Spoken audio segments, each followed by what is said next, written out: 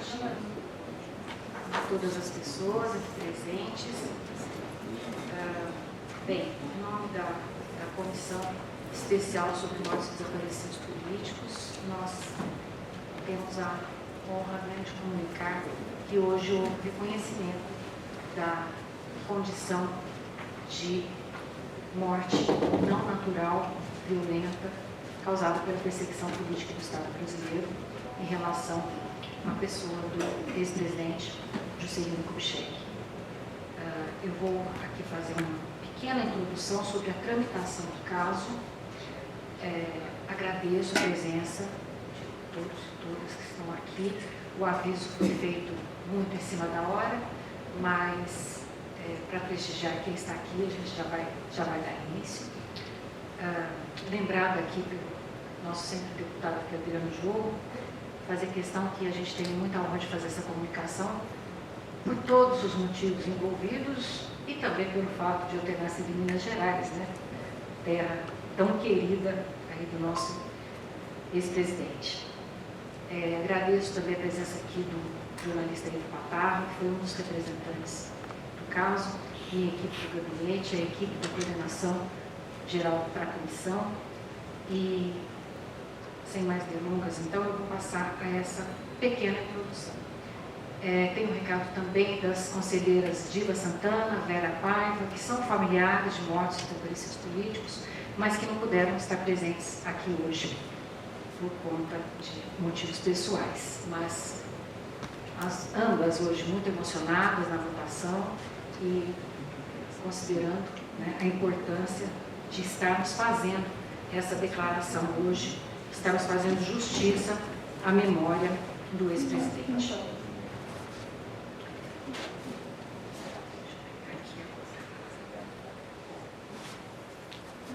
Em 12 de julho de 2024, ainda sobre a dinâmica, eu vou fazer essa breve apresentação do caso, a conselheira Natália também vai fazer o informe e passar para a conselheira Cecília. Conselheira Maria Cecília de Oliveira Adão é a relatora do caso, né? Então por isso que ela vai caber a ela a apresentação. E a deputada Natália Bonavides é a representante da Comissão de Direitos Humanos na Comissão Especial sobre Mortes e Desaparecidos Políticos. Eu sou Eugênia Augusta Gonzaga, sou Procuradora Regional da República e a presidente da Comissão Especial sobre Mortes desde 2024. Bem, assim que a comissão foi reinstaurada por decreto, em 12 de julho de 2024, o Ministério dos Direitos Humanos foi oficiado pelo ex-presidente da Comissão Municipal da Verdade, Vladimir Herzog, o senhor Gilberto Natalini, e pelo jornalista e escritor Ivo Patarro.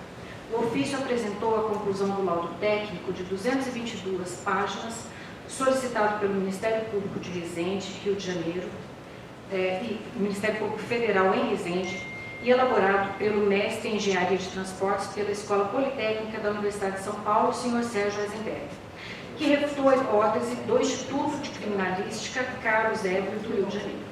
À época, a comissão acabara de ser restituída por decreto presidencial. Seus membros foram reempossados em 30 de agosto de 2024, sendo que as primeiras reuniões ordinárias do colegiado foram destinadas à aprovação de documentos normativos de regência das atividades da comissão, inclusive a resolução CNJ 601/2024, que cuida das retificações de assentos de óbito, e também a aprovação do seu plano de trabalho. Assim, em 14 de fevereiro de 2025, na terceira reunião ordinária, é que se deu início à distribuição das novas representações entre os membros da comissão para a relatoria. O caso Juscelino Kubitschek, que está aqui numerado, foi atribuído para a conselheira Maria Cecília de Oliveira Adão.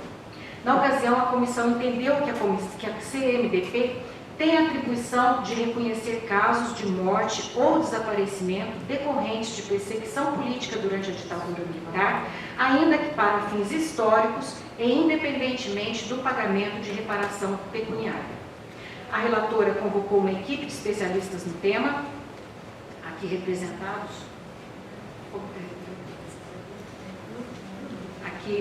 por João Pedro, bem-vindo. Convocou uma equipe de especialistas no tema, os quais trabalhavam em conjunto para a produção de um relatório conclusivo. em 1º de abril de 2026, na 7ª reunião ordinária da comissão, realizada em Salvador, Bahia, a conselheira Maria Cecília Adão apresentou o relatório final do caso aos demais conselheiros da comissão e deliberou-se que as famílias interessadas deveriam ser notificadas sobre o conteúdo desse documento. E, neste ínterim, os conselheiros poderiam analisá-lo de maneira pormenorizada para que fosse votado em reunião extraordinária. Aos 20 de maio de 2026, as conselheiras Eugênia Augusta Gonzaga e Maria Cecília de Oliveira Adão se reuniram com a senhora Ana Cristina Kubitschek, seu marido, o senhor Paulo Otávio Augusto Pereira, e sua advogada, Patrícia Junqueira Santiago. Foram informados de que a conclusão da relatora do caso foi pela reanálise administrativa e pelo reconhecimento formal de que as circunstâncias do acidente que vitimou o ex-presidente da República, Juscelino Kubitschek de Oliveira, nos termos da Lei 9.140 e da Resolução CNJ 601/2024, levaram à sua morte de maneira não natural, violenta, causada pela perseguição política perpetrada pelo Estado brasileiro à época. A familiar não opôs óbices à continuidade do processo de reconhecimento, tendo agradecido às integrantes da comissão pelo trabalho de justiça à memória do ex-presidente.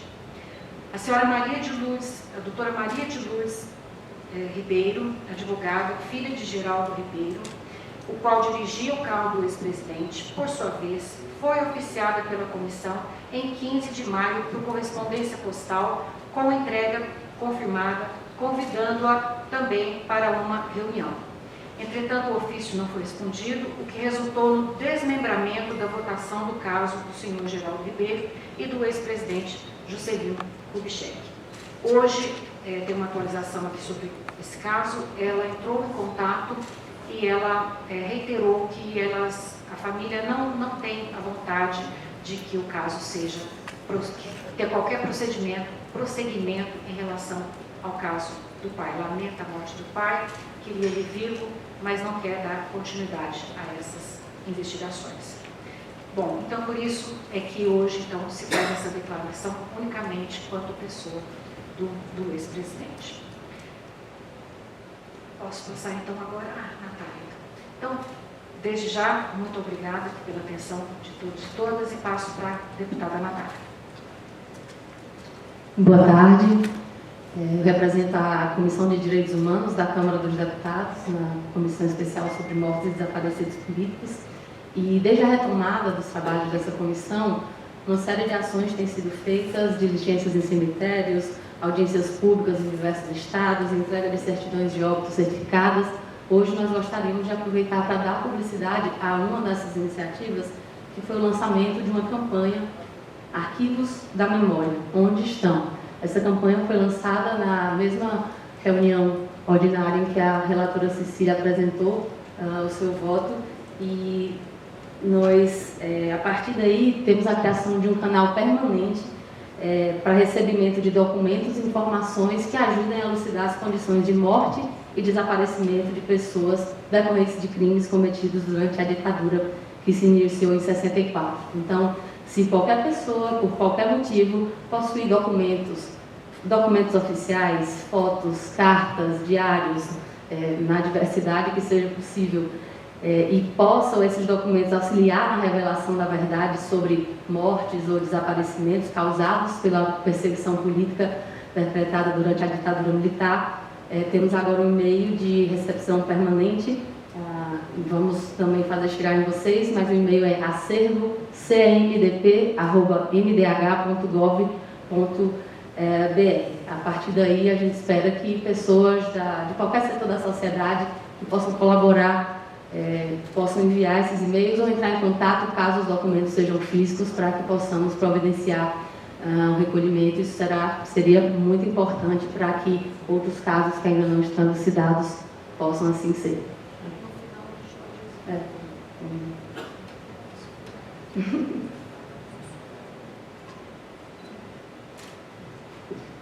Boa tarde a todas e todos. Meu nome, como foi apresentada, eu sou Maria Cecília Adão, conselheira da Comissão Especial sobre Mortes e Desaparecidos Políticos, sou representante da sociedade civil e é uma honra estarmos aqui hoje para dar prosseguimento à divulgação do relatório sobre o caso de Juscelino Kubitschek. Cabe dizer, né, que esse relatório, eu vou falar sobre algumas características dele, é um relatório que a investigação ele se configura como uma investigação mais completa e integrada sobre o caso já feita até hoje, porque ele é a junção inédita das comprovações obtidas pelo Ministério Público Federal, incluindo 2 novas e independentes perícias, além de depoimentos de outras provas documentais. Ele também contém novos elementos de prova, advindos de diversos acervos. Além disso, ele também possui 12 pareceres jurídicos externos e fala também sobre a competência exclusiva da CMDP no julgamento, no tratamento desse caso. Tá? Sendo assim, eu gostaria de agradecer às pessoas, né, que trabalharam para que esse relatório fosse concluído. E aqui eu vou falar nominalmente os pesquisadores envolvidos, começando pela Leve de Almedeiros, a Raquel Cristina Possolo Gonçalves, o João Pedro, que veio aqui nos prestigiar, e o Nuno Vitale Saqueta Mendes, né? Para além de outras pessoas que contribuíram para que nós estivéssemos aqui, os nossos 12 pareceristas que também falaram sobre a matéria. Então, eu agradeço muito a essa equipe para a produção desse relatório. E por que essa equipe foi tão importante? Porque o relatório ele contém mais de 1.200 páginas, na verdade ele contém 1.298 páginas só de relatório. Exatamente.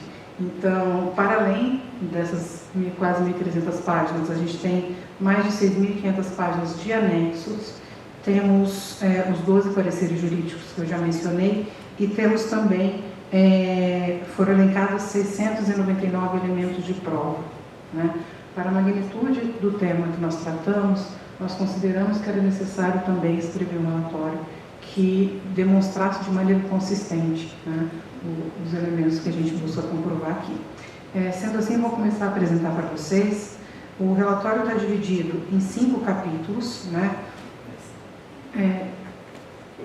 Pode. Então, pode passar mais, por favor? Então, o relatório ele possui. O primeiro capítulo fala sobre o dever da Comissão Especial sobre Mortes e Desaparecidos Políticos em investigar e sobre o direito à memória e à verdade no Brasil. O segundo fala sobre as investigações e decisões sobre o caso Jataquá, um quadro sinóptico. A investigação da CMDP sobre a integração analítica e a conclusão. Esse é o capítulo 3º, sobre o qual nós vamos nos deter de maneira um pouco mais pormenorizada. E temos os capítulos finais, falando sobre o regime jurídico aplicável e também sobre a conclusão, voto e dispositivo. Tá? Já indo direto ao capítulo 3, né, sobre o qual eu disse que nós nos deteríamos, ele está subdividido, né, em algumas instâncias, e aí é interessante a gente construir um relato histórico, né, sobre a relação entre o ex-presidente Juscelino Kubitschek e a ditadura. Em 55, quando ele é eleito, ele já é eleito e toma posse num contexto de luta contra militares golpistas. Né? Em 55, o Goberido Couto e Silva é preso, né, por conspiração e tentativa de golpe. Em 64, já durante o golpe, Castelo Branco e Costa e Silva já dizem, né, declaram que com JK a Revolução não se consolidaria, né, referindo-se ao golpe. E em junho de 64, logo então nos primeiros meses do regime ditatorial, JK é cassado, ele perde seus direitos políticos. Há um contexto de conspiração estadunidense em conjunto com militares contra o próprio JK, né? E é solicitado que se preparem pretextos, porque seria difícil convencer a população de que ele era um inimigo político, né? Então aqui há um contexto de perseguição política que envolve perseguição por meio de inquéritos policiais, há perseguição política, né? Justamente com a cassação dos seus direitos. Então temos aí como pretextos o comunismo, a corrupção e e são plantadas na imprensa notícias que falam, né, sobre possíveis casos de corrupção. A gente vai demonstrar isso há pouco. Ele começa a sofrer, quando vai para o exílio, né, ameaças, a equipe dele é ameaçada, e no plano Paraçar, que foi denunciado, ele constava como uma das pessoas a serem presas e assassinadas, né? Então é nesse contexto que a gente tem, pode passar, Elaine, por favor, para o elemento de prova 18, pode passar? Isso. Então, aqui a gente tem uma notícia que saiu no estado de São Paulo em 6 de outubro de 65, que indica que o presidente seria chamado a depor e que poderia inclusive ser preso naquele momento, porque ele havia graves suspeitas de corrupção por parte do governo dele, tá? O próximo elemento que a gente tem, o 46, fala sobre um depoimento da Maria Alice Gomes Berengas, que era secretária pessoal de JK, enquanto ele estava no exílio na França, e enquanto eles eram constantemente acompanhados, né, por pessoas ligadas ao regime, e ela relata uma ameaça que a filha dela sofre naquele momento, né, caso ela se recusasse a cooperar durante esses interrogatórios, né? Então ela diz que a filha, eles dizem, olha, sua filha todos os dias toma um ônibus para ir ao liceu, à escola, né? Pode acontecer um acidente. Então, diante disso, ela opta por levar a filha para outro país, para Portugal, mas comprovando que tanto ele quanto a sua equipe sofriam ameaças naquele momento. O nosso elemento de prova 57, ele fala sobre o plano Paraçar, né, onde no segundo recorte ali demonstra que Kubitschek estaria entre os 40 líderes e militares que seriam presos e raptados e lançados em alto mar. Então, já havia um plano, né, anunciado, né, que foi denunciado, mas já havia um anúncio, né, uma gestação de um plano para eliminá-lo. Tudo isso acontece no contexto da Operação Condor, né? Acho que pode passar, Helena, por favor.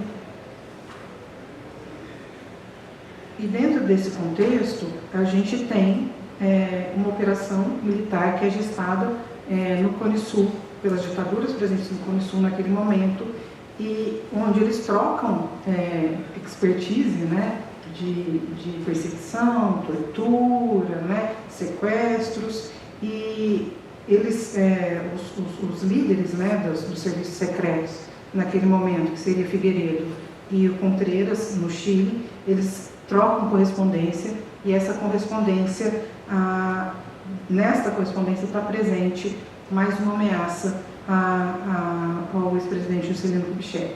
Então, lá no elemento de prova 113, a gente tem um depoimento que foi colhido pelo Ministério Público em 2015. Eles entrevistaram o Contreras, né, e ele é perguntado sobre a Operação Condor. Ele confirma, né, que existia essa política, que a ideia era que se trabalhasse para que o Figueiredo assumisse a presidência do Brasil e que, portanto, eles tinham como objetivo comum que ele assumisse essa presidência, e eles trabalhavam para eliminação dos obstáculos a esse objetivo, né? Nesse depoimento, ele é levado até ele uma carta, né, que fala justamente sobre a morte, o assassinato a eliminação tanto do Juscelino quanto do Letelier, né, que era uma liderança da resistência no Chile. E essa carta, ela está no elemento de prova 120, mas essa carta é apresentada no momento desse depoimento em 2015 ao Contreras, e ele reconhece a assinatura, ele diz que a assinatura é dele, então ele comprova a veracidade dessa documentação, e lá eles dizem que tanto Letelier quanto Juscelino Kubitschek poderiam influenciar seriamente a estabilidade no Cone Sul, e que, portanto, era eles precisavam coordenar ações para evitar ou neutralizar essas ameaças. Já no elemento de prova seguinte, o 149, a gente tem um relato do Michael Townley, que também era um dos responsáveis pelas políticas de eliminação no Chile, né? Então ele tem aqui, ele confirma que ele recebeu ordens absolutamente claras nas palavras dele, de eliminar o Letelier, fosse por gás sarin, por acidente ou por qualquer outro método, né? E Townley era subordinado do Contreras, tornou-se amigo do general Figueiredo, né? Veio ao Brasil para treinar práticas repressivas. Então, o que a gente tem aí? Nesse contexto, uma junção, né, dentro do contexto da Operação Condor, que demonstra um claro objetivo de eliminar esses opositores. Tanto que, entre a morte de Juscelino Kubitschek e de Letelier, o tempo que separa as duas mortes é de apenas um mês, né? Então, a gente consegue enquadrar essas duas mortes no mesmo contexto. Como nosso próximo item, a gente tem também indicação feita a partir de documentação que chegou dos Estados Unidos, enviados ao Brasil a partir de 2015, né, final de 2014, a partir de ao longo de 2015. E essa documentação demonstra claramente, a gente está lá no elemento de prova 253, são 3 à frente, que mostra que era de conhecimento, né, inclusive para o governo norte-americano, que o João Batista Figueiredo, o general João Batista Figueiredo, havia assumido, a partir da sua atuação como chefe do SNI, havia assumido o comando das mortes, né, a partir de 74, e que ele apoiava e dava suporte, né, para que essas mortes acontecessem, né? Então, se a gente coordena essa documentação, né, mais a documentação relativa à Operação Condor, a gente tem aí um contexto de organização de método, de aplicação de método para a eliminação desses opositores políticos. Dentro desse contexto, a gente ainda tem a menção às operações Código 12. Né? Essas operações, o que eram essas operações Código 12? Elas foram denunciadas por diferentes militares e elas eram utilizadas para promover assassinatos com cara de acidente. Né? Essas eram as operações Código 12. E é o mesmo tipo de operação que foi utilizado, né, no caso da Zuzu Angel, dentre outros casos, né? Ele foi denunciado pelo capitão Sérgio Carvalho, que ele indica que houve contra ele uma indicação, né, de que se aplicasse um Código 12. Ele também foi denunciado pelo delegado Cláudio Guerra, né, quando ele fala justamente sobre essas operações. O almirante Aragão também fala sobre isso, né? E quando a gente observa que houve contra a JK diversos planos, da Operação Paraçar, ou ele teve um pouso de avião boicotado, ele teve um acidente de carro, uma tentativa de atropelamento no Leblon em 76, ele foi vítima de diferentes atentados, né? Então a gente também coloca esse código, essa Operação Código 12, como um dos elementos que comprovam que ele estava sendo perseguido pela ditadura civil-militar. Tá? Então, lá na frente, no item 3, pode passar? Isso. Então, ele fala, a indicação, o elemento de prova 423, que é a fala do Cláudio Guerra, quando ele diz sobre o modus operandi que eles utilizavam, que era simular um assalto, simular um acidente, né, falando sobre essas operações Código 12. Também sobre, quando se fala sobre a decisão, há uma transcrição, né, de um telespe, diz assim: por decisão do Comando Operacional do SNI, se deverá empreender antes do dia 15/10/75 uma operação Código 12 contra o ex-almirante Cândido Aragão e do Dr. Cláudio Sá. Simultaneamente, empreenderemos com cortina de fumaça uma ação em Paris ou Roma, a acordo com o DIM, assinado o general João Figueiredo, ministro-diretor do SNI, nada mais. Ou seja, quem faz essa denúncia é o próprio Cândido Aragão, dizendo que havia se despedido essa ordem contra a vida dele. Temos ainda no próximo elemento de prova, 279, uma outra fala, uma entrevista, né, dada pelo almirante Aragão em relação a essa ordem, né, então, bastante documentado, embora seja um tema ainda pouco explorado, né, pela historiografia, mas com evidente uso, né, desse tipo de prática. Então, a gente vê aí um método na utilização desse expediente para a eliminação de opositores. E aí a gente passa para o próximo item, que são justamente os avisos que chegaram até Juscelino sobre a ameaça que ele estaria sofrendo, né? Então, a gente tem... Pode passar? Só voltando, por favor. Em 17 de fevereiro de 76, o ex-presidente recebe a visita de Roberto Marinho, né, com um recado enviado pelo ex-ministro da Justiça, Armando Falcão, e nessa visita, essa visita é anotada no seu diário, então JK anota no seu diário que Roberto Marinho foi até ele com a seguinte mensagem: militares pretendem coisas dramáticas contra você.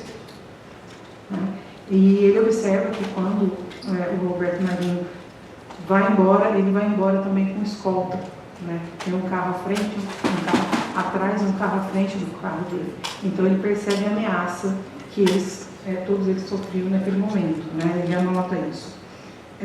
A esposa também do ex-presidente, a senhora Sara Kubitschek, quando recebe a notícia do acidente, ela a princípio duvida, porque de fato ela declara: esse ano já mataram meu marido 2 vezes. Conforme nós veremos, há ali um anúncio antecipado da morte dele. E a gente tem essa figura chamada Militar Rosalvo, que é mencionado em um livro que frequentava, o próprio presidente frequentava a revista Manchete, e essa pessoa teria chegado até ele para indicar também que ele estaria correndo risco de vida. Então está aqui no elemento de prova 289, há um trecho do diário, né, de 17 de fevereiro, onde ele anota: recebi uma estranha visita. Roberto Marinho, que me disse falar em nome de Armando Falcão. Há ainda um grande movimento contra mim na linha dura. Pretendem coisas dramáticas, segundo me disse ele, inclusive sequestros. Saiu deixando-me naturalmente apreensivo. Acompanhei-o até a porta e vi quanto eles se defendem. Estava acompanhado de policiais, 2 automóveis, um à frente e outro atrás.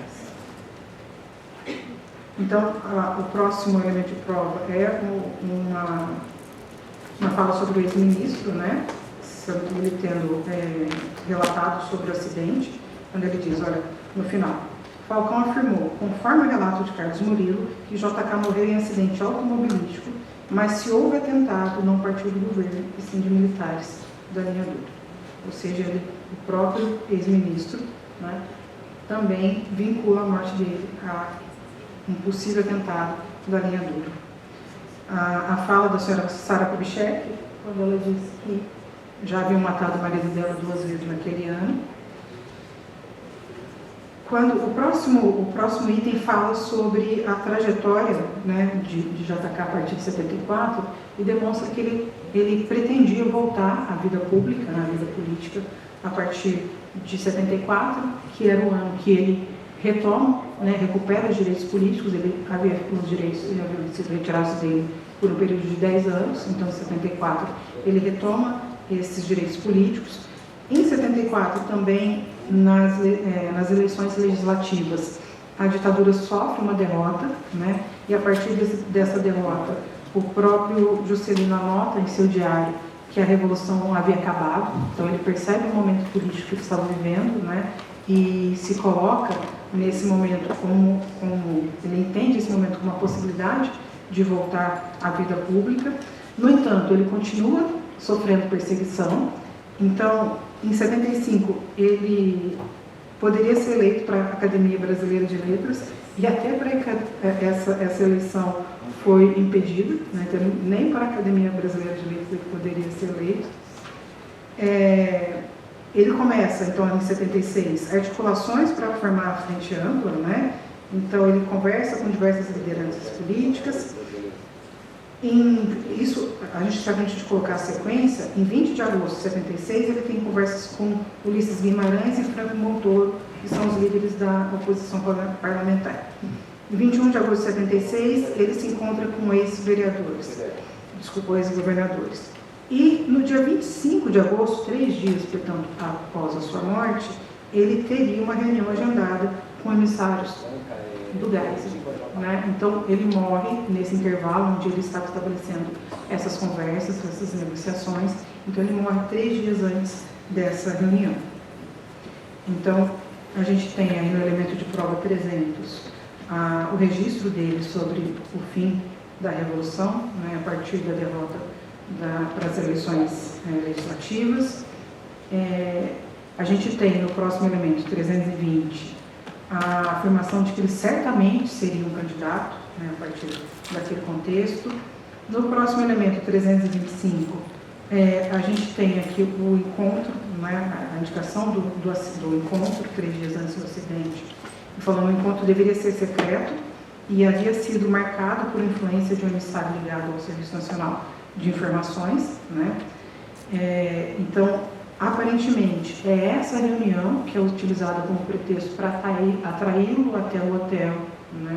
E depois, que a gente vê na sequência o próprio acidente acontecendo.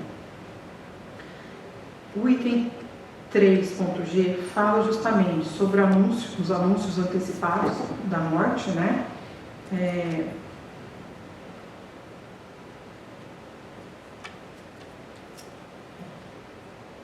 15 dias antes, no dia 7 de agosto, circula na imprensa a notícia de que ele teria morrido no acidente justamente na mesma estrada onde 15 dias depois ele vai morrer, né? Então, esse acidente seria na Dutra.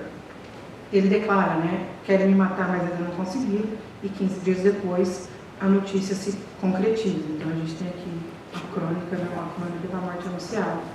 Então, no elemento de prova 329, a gente tem, então, a confirmação dessa notícia, né? Ela diz aqui, do Jornal do Brasil, que diz há 2 domingos a morte em boato. Né? Então, a gente tem essa notícia do jornal indicando que no dia 7 essa morte já havia sido anunciada. Vera Brandt, que é uma amiga pessoal dele, diz que ela estaria com ele, nessa data ele estava numa fazenda, que ela iria para essa fazenda com ele, mas não foi, né, por motivos pessoais, mas que ela recebe um telefonema perguntando, né, se ele havia de fato morrido, né, e aí ela confere que eles estavam bem, no lugar que eles estavam. A família também é procurada, né, para confirmar se essa morte era real ou não. E aí, vou ler aqui que fica mais claro, diz: a suspeita de que Juscelino fora vítima de um atentado não soava estranha, já que 13 dias antes do acidente na Dutra, a notícia da morte do ex-presidente no acidente de carro fora amplamente divulgada. Mas JK estava em sua fazenda em Goiás, onde não havia telefone. Aos jornalistas que o procuraram, disse: estão querendo me matar, mas ainda não conseguiram. Quando, no dia 22, a notícia surgiu novamente, houve quem não acreditasse, né? Já que ela havia sido noticiada 15 dias antes. E é nesse mesmo contexto que a senhora Sara Kubitschek também disse: esse ano já mataram meu marido 2 vezes. Bom, o item 3.h, sobre a parada que ele fez no hotel Fazenda Vila Forte, que era de propriedade do brigadeiro Vila Forte, que é amigo íntimo, né, do Golbery. ex-professor e amigo de Figueiredo e também pertencente à rede do próprio Burnier. Então, os relatos que existem dão conta de que o ex-presidente vai até o hotel, de que o hotel estaria vazio no domingo.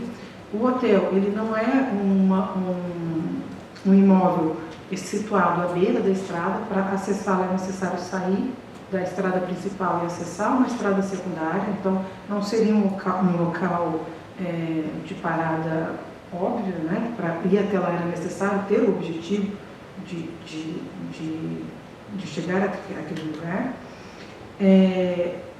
Há aí a indicação de que o brigadeiro teria deixado o ex-presidente sozinho no hotel vazio, então o proprietário do hotel recebe o ex-presidente da República, o deixa sozinho e vai embora, né? Então ali ele teria, nas palavras dele, esticado as pernas e tomado um lanche. Na saída, né, de acordo com depoimentos, o motorista, o senhor Geraldo Ribeiro, já teria notado algo estranho no carro, ele havia perguntado se alguém teria mexido no carro, e minutos depois, cerca de 3 minutos depois, então eles trafegam muito pouco, acontece o acidente, né? Então a gente tem a proximidade entre, lá no elemento de prova 389, pode passar, temos aí um depoimento do filho do brigadeiro Villaforte, o Gabriel Junqueira Villaforte, que ele relata sobre a conversa que ele teve com o pai sobre aquele momento. Então ele responde assim, porque ele, o pai, né, só mencionou para mim o seguinte: o homem esteve aqui antes de acontecer o acidente. Aí eu falei com ele e tal, a gente se cumprimentou, eu peguei a conta e saí. Foi só isso, ele não falou mais nada. Ou seja, ele teria, em tese, ficado sozinho num hotel vazio. Há a indicação do senhor Serafim Jardim, que era ex-secretário pessoal do ex-presidente Juscelino Kubitschek, de que todos os telefones ligados às pessoas próximas a ele, próximas ao ex-presidente, estariam grampeados e que, portanto, não haveria dificuldade em saber com antecedência sobre essa viagem pela Dutra. Há um elemento interessante que essa viagem inicialmente estava programada, do Rio de Janeiro a São Paulo, estava programada para ser uma viagem de avião, mas no último momento o ex-presidente decidiu ir de carro, provavelmente para passar, né, por esse hotel, provavelmente por conta dessa reunião que ele teria marcado a partir de 3 dias. Então isso também consta como um indício, né, da estranheza desse encadeamento de acontecimentos.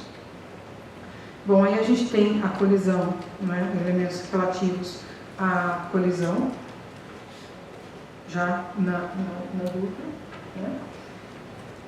E aí a gente tem uma série de elementos aqui que vão dar conta de como o aparato repressivo atuou nesses casos Código 12, né, nos casos de assassinato parecidos com acidente. Por quê? Pode passar mais uma, por favor? Vão estar envolvidos na apuração, né, na construção do laudo, né, pericial do acidente original em 76.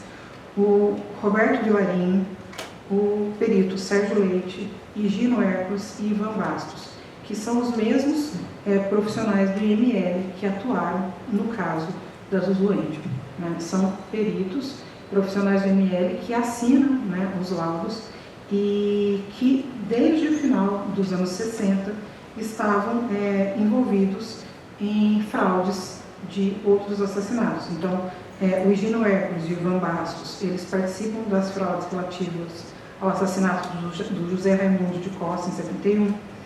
O Higino Hércules também está envolvido com as fraudes do caso do Eremias Delizoikov em 69. O Ivan Bastos também está envolvido nas fraudes do caso de José Roberto Spigner em 70. Para além desses profissionais do IML do Rio de Janeiro, a gente também tem como comprovar a atuação do senhor Guilherme Romano, que também era médico e amigo pessoal, né, o amigo maior do Golbery, né, e ele se intitula assim.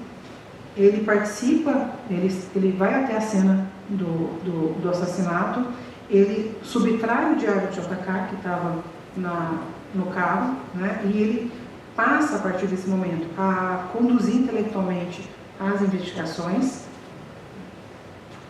A gente tem aí os elementos de prova 418, 419, 420, que demonstram, né, o envolvimento desses peritos em outros casos, em outras fraudes, né? O mesmo acontece nos elementos de prova 434, 435 e 437, onde ficam demonstrados os casos do José Raimundo da Costa, do Eremias Derizorkov e do José Roberto Spigner, e a participação desses peritos nas fraudes dos laudos apresentados nesses casos.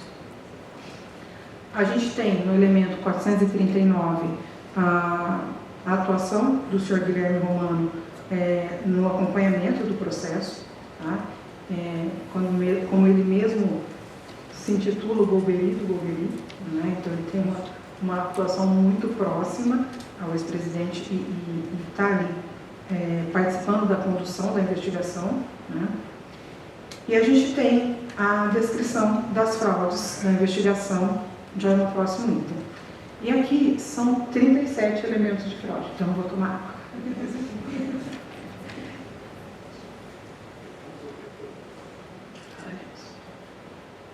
Então, a gente tem, pode passar, por favor?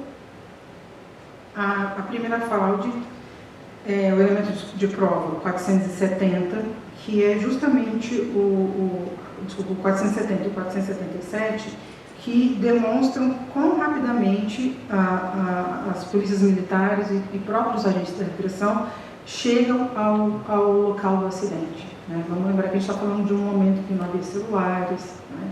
Que os deslocamentos eram mais dificultados, mas em menos de 20 minutos a gente já tem todo um aparato presente na cena do crime. Então, o elemento 477, que é justamente o relatório do motorista do Cometa, né, que foi criminosamente culpabilizado pelo acidente, ele diz que às 18 horas ele parou por 20 minutos no quilômetro 165 para socorrer um acidente. Tá? E ele indica que nesses 20 minutos chegaram policiais e outros agentes ao local e que um desses policiais liberou o ônibus. Então, entre o momento que eles param, as pessoas descem, né, porque algumas pessoas tentaram prestar socorro, 20 minutos depois eles já haviam sido liberados para deixar o local. No elemento, no seguinte, a gente tem ordens superiores para adulterar as provas. Então, a gente tem os elementos de prova 488 e 494, onde ficam explícitas que houve recomendação de ordem superior feita aos peritos do Instituto Carlos Évoli sobre a troca de fotos que não deveriam ser anexadas ao laudo. A explícita interferência externa, hora destacada, né, isso quem escreveu foi o perito Sérgio Eisenberg, no inquérito do Ministério Público Federal. Ele diz assim: a explícita interferência externa, hora destacada, é um forte indicativo do comprometimento das análises que foram feitas à época. Na prova de cima, 488, ele diz, há o indicativo de que, por recomendação de ordens superiores, eles não deveriam anexar ao laudo fotos sobre o posicionamento dos cadáveres. No elemento 512, a gente tem a comprovação de que o local do acidente não foi preservado, tá?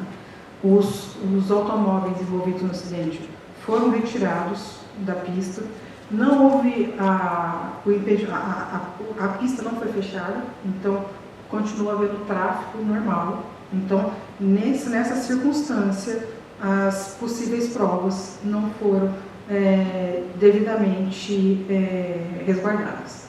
Então, começando já com a movimentação dos carros envolvidos, dos automóveis envolvidos. Aí, nesse mesmo sentido, a gente tem o elemento de prova 493, que diz que o jornalista Ivan Machado, né, que acompanhou, esteve presente no local. Quando ele chega, ele percebe que ele estranha, então eu vou ler aqui para vocês. Ocasião em que estranhou a movimentação de policiais rodoviários federais por volta das 22 horas. De acordo com relatos, os policiais alteravam, com a ajuda de caminhões guincho, as posições em que se encontrava o Opala, que conduzia o JK, e o caminhão carreta contra o qual o veículo se chocava, antes dos trabalhos da perícia técnica. E aí, ele continua mais abaixo, que a pista já havia sido liberada sem atrapalhar a circulação de veículos na estrada. Portanto, não havia razão que justificasse alterar a posição original dos carros da carreta. O próximo item, que é o elemento de prova 525, fala justamente sobre a atuação do senhor Roberto, do senhor Guilherme Romano, tendo subtraído o diário pessoal do ex-presidente Juscelino Kubitschek, que estava no veículo, né, e que a partir desse momento ele faz cópias desse diário e passa a pressionar a família. Então a gente já tem aqui mais um elemento que comprova como a família também foi pressionada durante esse processo, né? Então a família também é vitimizada pela ação de pessoas ligadas à repressão. O próximo elemento é o elemento 538, que fala sobre o desrespeito à cadeia de custódia, que não houve o estabelecimento de uma cadeia de custódia para a proteção e transporte dos corpos, né, por IML. Então aqui tem um documento do inquérito do MPF que indica que não consta quem foi responsável pelo transporte dos cadáveres do local até o IML, e também uma reportagem que diz que o responsável por esse transporte teria sido impedido de acessar os mesmos. Já o elemento 540 e o elemento 543 falam sobre os exames, né? Desculpa, antes disso, falam sobre os horários de óbito. Essa é uma situação curiosa, porque esses dois laudos, eles indicam como data, como hora da morte, às 20h50, que são 3 horas após o acidente, sendo que comprovadamente eles morreram no momento do acidente. E isso não consta em apenas um dos laudos, consta nos 2 laudos. Então, fica aqui, né, a pergunta sobre o porquê essa alteração. No elemento de prova 543, a gente fala sobre a não realização do exame toxicológico no motorista, o senhor Geraldo Ribeiro, que acabou impedindo que se soubesse a verdade se houve algum tipo de envenenamento, intoxicação de algum tipo de fonte. Tá? Então, o próprio laudo do perito indica que não foi feito esse exame, então, portanto, não havia como saber se houve um envenenamento ou a ação de algum outro agente externo. Né?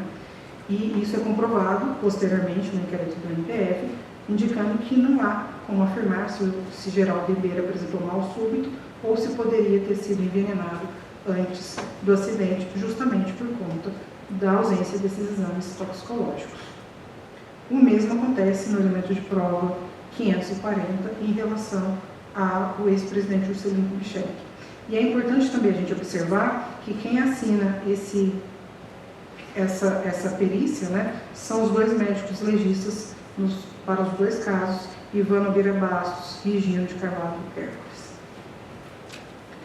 Já no elemento de prova 55, a indicação de que, feita pelas peritas, né, que fizeram a perícia independente, de que não foi feito, né, o exame não respeitou as normas técnicas necessárias e que, portanto, não havia como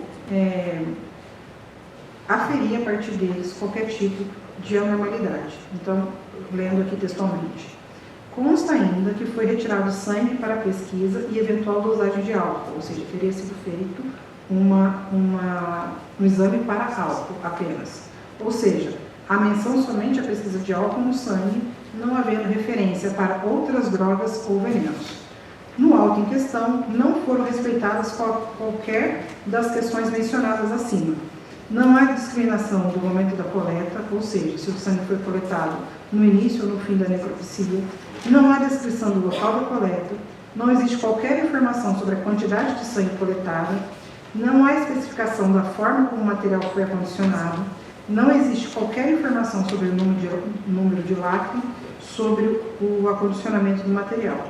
Desta forma, o material coletado é considerado imprestável e não serve ao propósito jurídico. No elemento de prova 535, a gente tem a ideia de que os autos erraram, sonegaram e manipularam informações importantes, né? Então, é a utilização da técnica como instrumento de desinformação. Então, já falando sobre a conclusão desse laudo, esse laudo produzido, né, a partir do inquérito do Ministério Público, ele diz assim: resumidamente, o parecer da especialidade médica apontou, como consta no relatório, diversas falhas formais e de procedimento que poderiam comprometer a cadeia de custódia da prova. Entretanto, o que mais chama atenção foi a conclusão de que algumas das hipóteses que precisavam ser averiguadas ficarão sem resposta diante da omissão da investigação técnica realizada à época, como a ausência de laudo toxicológico para substâncias de álcool, a fim de provar se as vítimas foram submetidas à intoxicação ou envenenamento para induzir o acidente automobilístico. Tratou-se de contribuição valiosa das peritas que elaboraram esse novo laudo, que mais não puderam esclarecer por total impossibilidade de colheita dos dados perdidos. Ou seja, os laudos produzidos à época não utilizaram da sonegação de informações ou do registro de informações falsas como elemento para desinformação sobre o caso.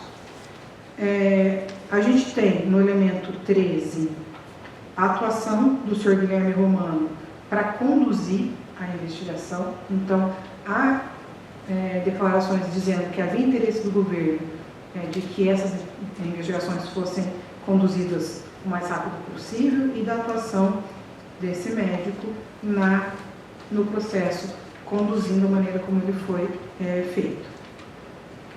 Temos aqui também o elemento 534, que indica a retirada de fotos, né, do laudo, né, sob a alegação de que essas fotos eram muito chocantes, né, mas que esses peritos tinham em sua posse essas fotos, né, ainda. Então, não só foram retiradas, mas foram mantidas, né, enquanto registro de maneira ilegal. A gente tem no elemento 15 o senhor Josias de Oliveira, que era o motorista do ônibus Cometa, que foi criminosamente acusado, de ter sido o causador, né, do acidente. E há um depoimento dele para a Comissão da Verdade de São Paulo, que ele diz o seguinte, que chegaram até ele duas pessoas que se apresentaram como repórteres e que mostraram para ele uma mala cheia de dinheiro, dizendo que se ele aceitasse, se ele falasse que ele era o culpado, aquele dinheiro todo seria dele. Ou seja, ele indica uma tentativa de suborno para que ele assumisse a culpa desse acidente. A tentativa que ele nega, que ele rechaça, né, dizendo que ele não tinha culpa de nada. A gente tem aqui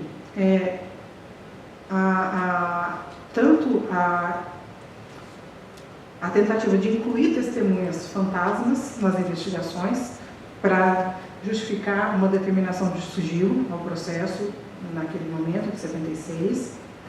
Já na próxima, a gente tem as testemunhas que foram ignoradas durante o processo original, porque eram testemunhas que estavam no ônibus Cometa e que diziam que não houve nenhum acidente, que não houve contato entre o ônibus e o Opala, né, dirigido pelo Sr. Geraldo, que, portanto, não houve participação do ônibus da Cometa naquele acidente. Essas testemunhas foram completamente ignoradas no processo, né?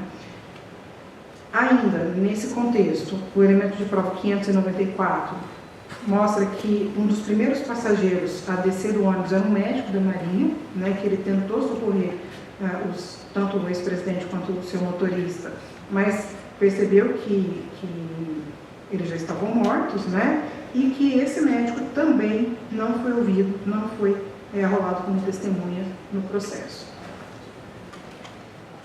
E já o próximo elemento fala sobre, né, o policial que havia liberado, né, o ônibus, no contexto, né, de que tanto havia a documentação quanto a rapidez também de retirar aquelas pessoas dali. Há um importante testemunho de um motorista que vinha atrás da carreta que participou diretamente do acidente, né?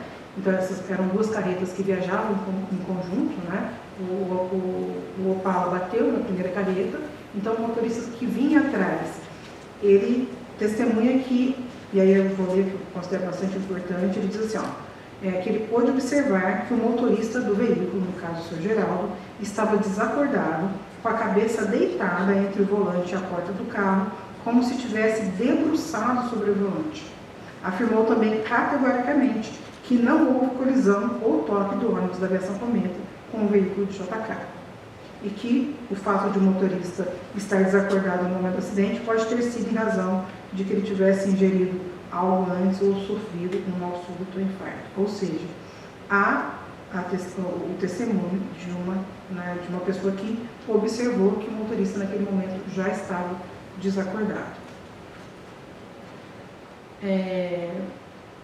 O mesmo diário extraviado, né, que foi extraviado também, não permitiu naquele momento que as testemunhas, né, no caso o senhor Roberto Marinho ou Armando Falcão, fossem convocados também para testemunhar no inquérito, então eles também não participaram. O fato já na fraude 22, o fato desse diário ter sido, né, tirado da cena e também fotocopiado e utilizado para chantagear a família, né? E aí a gente chega no elemento de prova 23.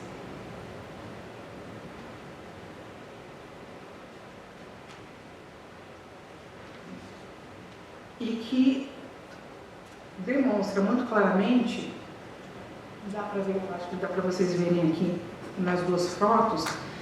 Na primeira foto, a lanterna traseira esquerda do Opala, no local da colisão, na noite do dia 22 de agosto, está íntegra e sem avarias. A mesma lanterna, depois a foto dessa mesma lanterna, que foi tirada no pátio da delegacia em Resende, apresenta uma avaria. Tá? Então, a lanterna traseira esquerda do Opala, que foi quebrada a partir da ação dos peritos, né? O próximo, né, mostra isso, que houve a tentativa, então, de produzir essa avaria na lanterna, e essas duas fotos constam do lado original, tá, de 76. Então, a tentativa de causar essa avaria no carro aconteceu justamente para dar margem à versão de que o acidente teria sido produzido a partir da batida entre o ônibus da aviação Cometa e o Opala, né? Versão que foi categoricamente desmentida pelas testemunhas, as pessoas que estavam no ônibus e outras pessoas que presenciaram o acidente, né, a batida do Opala na carreta. Ainda no elemento, em relação a isso, no elemento de prova 661, mostra justamente, né, aquele mesmo jornalista que havia participado, né, que havia demonstrado que os carros estavam sendo reposicionados, né, ele fala que ele viu, né, ele presenciou o senhor Vilarim batendo com uma barra de ferro nessa lanterna para produzir essa avaria, para produzir esse amassamento, né? Então, temos no mesmo laudo a foto da lanterna íntegra, depois já a lanterna amassada e quebrada, né? Nesse sentido, então, eles criaram essa versão de que o motorista do Cometa havia batido no carro, que ele havia se evadido do local, ele havia fugido, apesar, né, e há testemunhos, conforme a gente já disse, de que ele foi liberado, ele parou para prestar socorro, ele foi liberado, né, e ele mesmo registra no relatório do dia, né, de trabalho, que ele havia parado para socorrer. Então, no próprio relatório que ele faz para a empresa, ele registra que ele parou por 20 minutos para socorrer as vítimas, foi liberado e depois seguiu viagem. Né? No elemento 641, né, fala sobre a maneira como as fraudes são perpetradas, né? Então, fala sobre um depoimento do senhor Sérgio de Souza Leite, dizendo, como ele diz, como as coisas foram calculadas. Ele diz assim: portanto, isso aparentemente não quer dizer nada, né? Para nós quer dizer tudo. E exatamente em cima desse detalhe técnico, qual é o detalhe técnico? O olhômetro, né? É a técnica do olhômetro. Nós podemos concluir: houve um encostamento de alguém, de alguma coisa, de um ônibus. Esse ônibus, ou esse caminhão, sei lá, esse veículo, está em maior velocidade, fez peso em cima do Opala, o carro abaixou e a marca subiu. Né? Então a gente tem aqui uma prova da imprecisão, né, e aplicada na produção desse laudo. Então a gente tem aí, a partir das próximas evidências, erros de cálculo, né, elaborados para indicar que o ônibus estaria numa velocidade muito acima da velocidade real, né? Erros de medida para indicar, para justamente corroborar essa versão falsa do acidente envolvendo o motorista. E é interessante que no inquérito original, o próprio juiz, né, que absolve em 78 o motorista, que indica ainda em 78 que o motorista da aviação Cometa não deu causa ao acidente, o próprio juiz diz que os elementos colocados como prova contrariaram até mesmo as leis da física. Nos elementos 650, 657, 658, há a comprovação de que as marcas de frenagem não eram relativas ao ônibus da Cometa. Mais uma vez, as deformações no carro que eram incompatíveis com a versão da batida no ônibus. Os laudos apresentados, né, pelo perito senhor Sérgio Eisenberg, dizendo que a maneira termodinâmica, né, desse termo, que o carro bateu, né, era incompatível com a versão apresentada, né, e que, portanto, não era consistente, não era razoável, né, dizer que havia acontecido. Fala também sobre a tinta, né, que em tese estaria no ônibus, mas que também não era compatível com as aplicações técnicas do período. E aí a gente tem, né, já indo para o nosso final aqui, no elemento, na fraude 31, a destruição deliberada, intencional e contínua das provas ao longo dos anos, né? E a gente tem, então, o estabelecimento da fraude como método. Então, essa primeira fraude fala sobre o desmantelamento do automóvel que aconteceu no pátio da Delegacia Policial de Resende. Então, na foto que está na 677, essas eram as condições do carro em 96. Né? No inquérito feito pelo Ministério Público entre 2015 e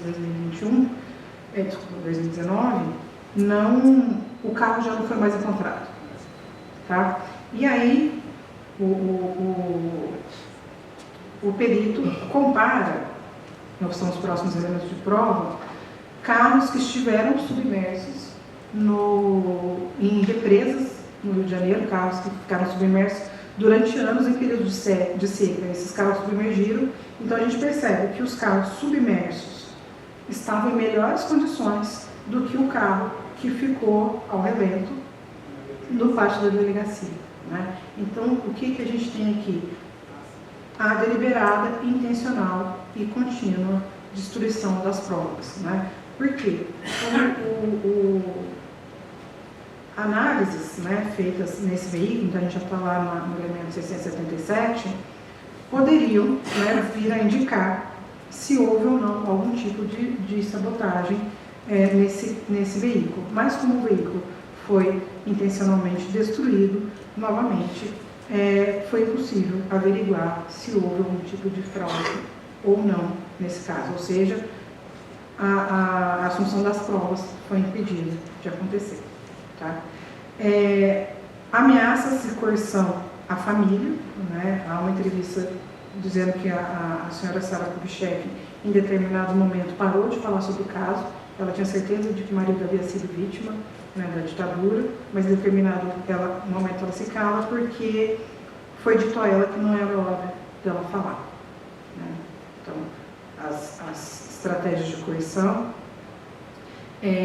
No livro do Carlos Heitor Coni, há a clara indicação, né, de que havia sido feita uma investigação por órgãos de informação ligados ao governo e que essa perícia sigilosa havia sido colocada como o elemento condutor, né, da perícia dos laudos, então que o laudo que foi entregue posteriormente teria que se adequar a essa perícia. A descontextualização, né,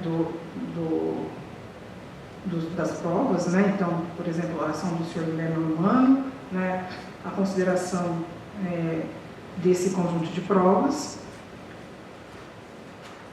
Já no elemento 35, né, não realizar as perguntas periciais básicas, né, criando uma cortina de fumaça. Então aqui a gente já tem também uma fala do senhor Sérgio Eisenberg dizendo: as autoridades em 76 não investigaram as condições mecânicas do automóvel, a eventual falta de componentes de segurança, a existência de peças sabotadas ou mesmo a existência de peças exógenas que indicariam sabotagem, e tampouco tiveram cuidado de fazer o exame toxicológico que poderia revelar se o motorista e mesmo o passageiro do Opala estivessem sob efeito de substância tóxica que afetasse suas condições de percepção e ou reação motora, permitindo o curso em rota de colisão frontal sem qualquer manobra evasiva.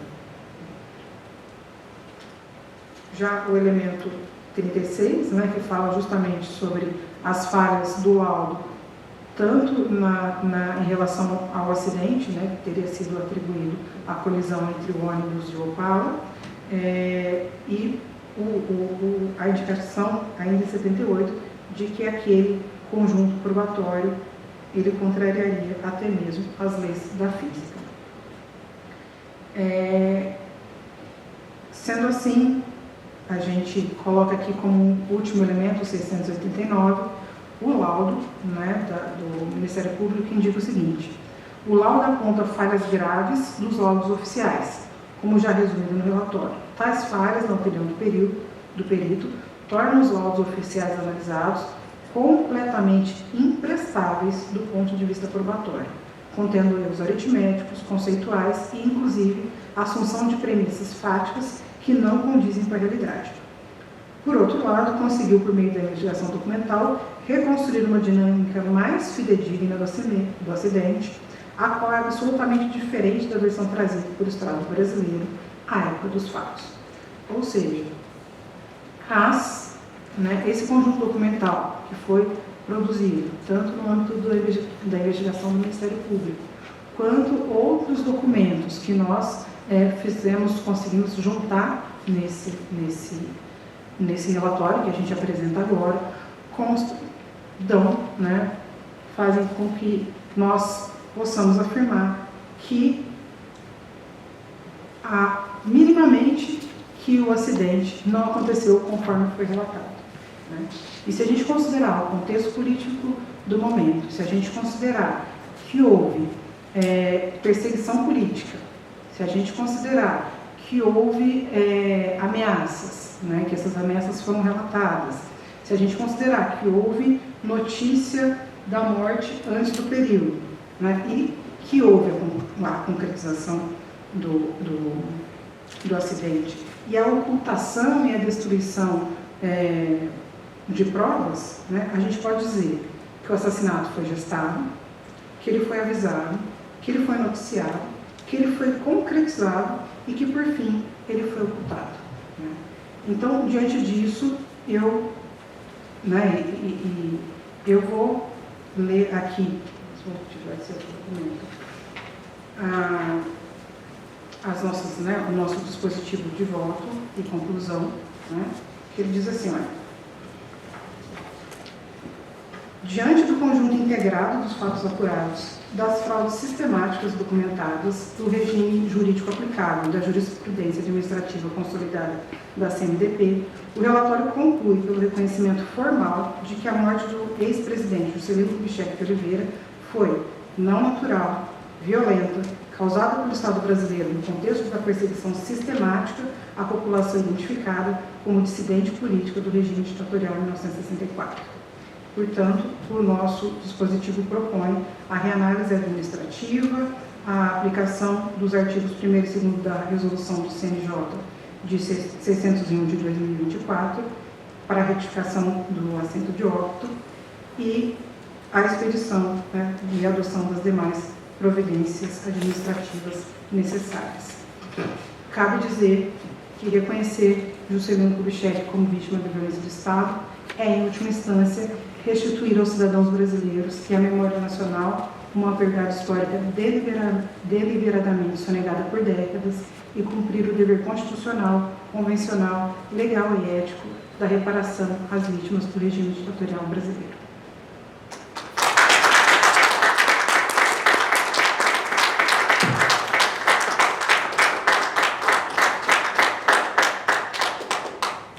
Como vocês perceberam, trabalho de fôlego, extremamente detalhado, técnico, conduzido aqui pela nossa relatora, com quem, né, hoje a gente já várias vezes parabenizou pelo trabalho dela e podemos dizer, né, da satisfação de trabalhar, né, com alguém como ela, com essa segurança, essa placidez, essa tranquilidade, né, em analisar esse caso tão dramático, né, para usar as mesmas palavras. E é muito importante que essa afirmação histórica seja feita pela voz, né, da professora Maria Cecília, porque ela é professora de história, professora universitária, né, acho que isso já simboliza, né, o atual negacionismo e, mais uma vez, mostrando, né, que a ciência ela pode trazer elementos impressionantes. Ela é mulher, né, eu acho que na reunião com a neta do ex-presidente, ela ficou muito emocionada ao falar, né, que a mãe dela e a avó dela acabaram falecendo sem nunca terem sido acreditadas. Né? Elas foram também silenciadas. Então, é muito importante que essa afirmação seja feita pela voz da Cecília, mulher e mulher negra, né? Que é isso, é a primeira integrante.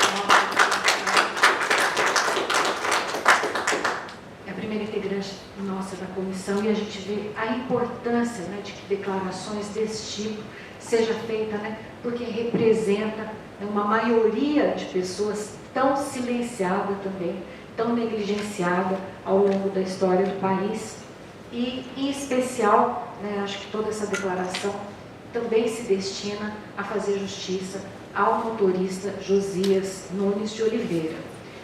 Segundo, né, é relatado, ele foi absolvido, isso é comprovado, né? Ele foi absolvido pela justiça, mas ele foi condenado pela história até então, pela sociedade, sempre apontado como a pessoa que foi responsável pelo acidente que vitimou uma pessoa tão querida. E simplesmente, não é que ele não foi responsável, é que o acidente não aconteceu. Então imagina a pessoa viver, né, com essa angústia, né, dessa mentira, cobrindo a sua própria voz.